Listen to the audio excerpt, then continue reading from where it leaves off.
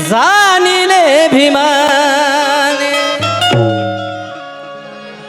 की विचाराला कसोटीवरी घासिले मनोज राजा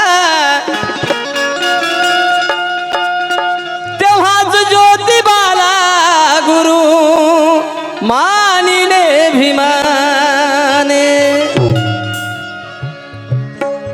तेव्हाच ज्योतिबाला गुरु मानले भीमाने।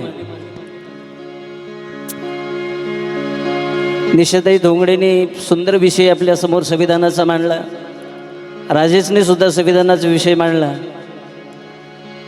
संविधानामुळे आपल्याला काय काय मिळालं आणि संविधानाचे फायदा आणि कायदा आहे निशाने आपल्याला सांगितलेलं आहे।